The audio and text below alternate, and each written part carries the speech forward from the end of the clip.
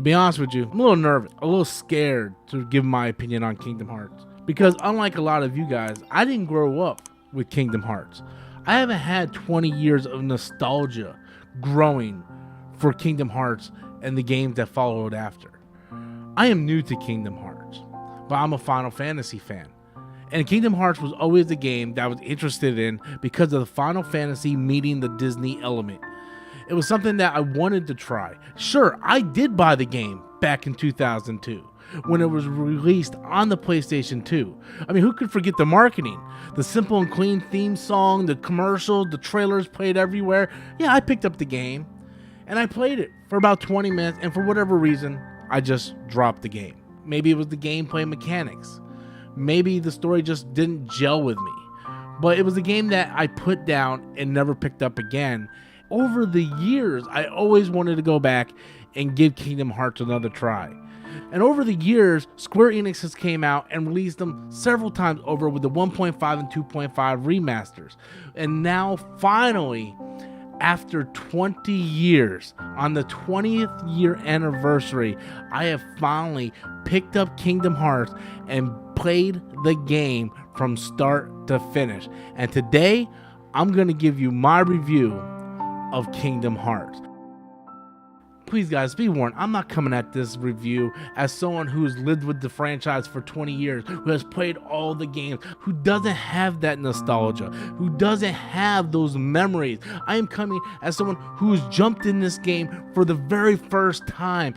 Now, the one thing I really want to get into is the gameplay of this game, because does this game hold up? And I don't know if the gameplay ever really held up the first time around.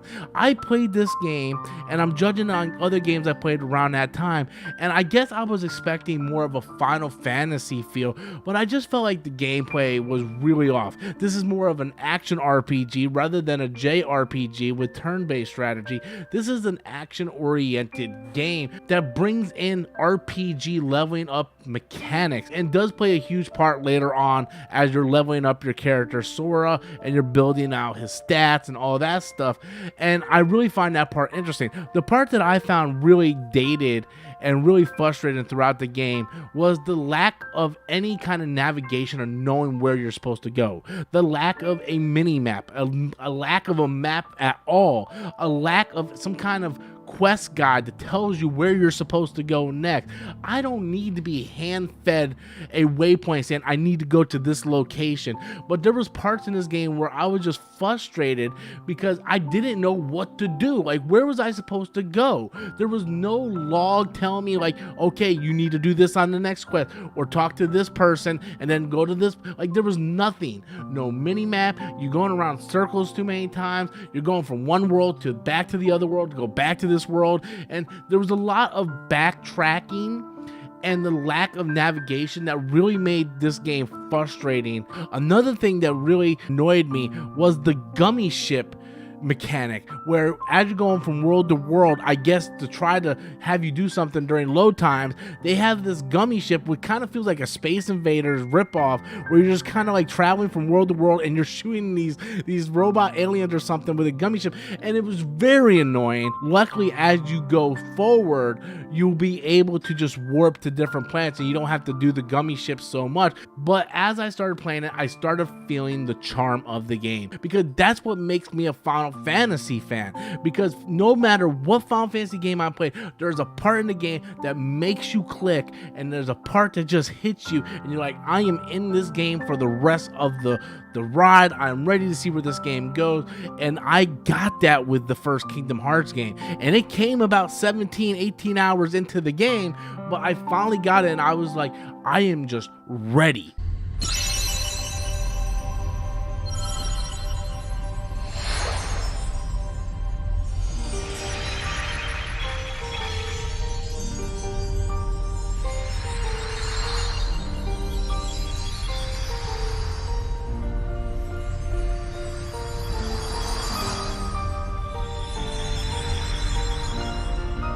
That scene with Sora's sacrifice hit me so hard and so unexpectedly that I was willing to put up with all the bad dated gameplay and backtracking and lack of navigation just to see where this story ends.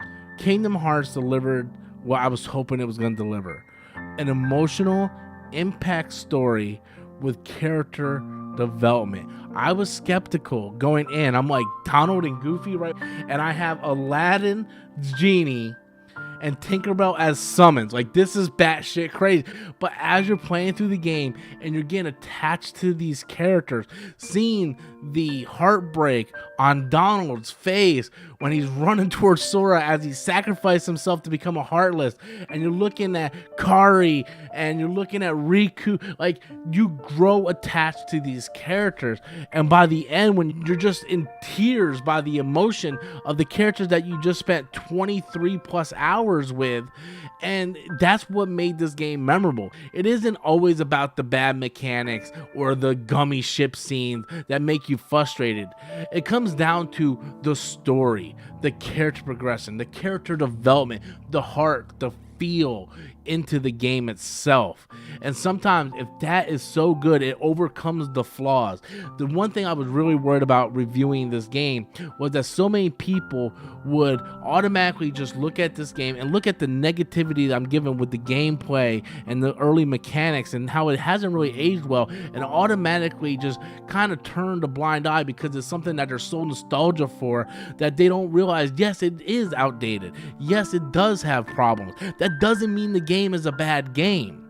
Games can be outdated. Games can have problems, and they can still end up being really fantastic games with a lot of joy and a lot of entertainment and a lot of emotions. And that's what Kingdom Hearts had. Kingdom Hearts was a game that I spent 20 years trying to play, and then finally I played it on the anniversary of the game's release, and I absolutely adored the hell out of it. Did it live up to the expectations, to the good word of mouth? Yes, it absolutely did for me. Yes, there were some frustrating things at the beginning, but overall it was a game that hit me on an emotional level that I wasn't expecting, and I am looking forward to see what happens next in this franchise as I follow Sora, Goofy, Donald, and see what happens with Kari and Riku and where this kingdom has lead in future installments of the game. So guys, that is my review of Kingdom Hearts as a first time player. I want to know what you guys think. Be sure to leave your comments in the comment box below. Until next time, as always, I am Robert Storms, and that's my opinion.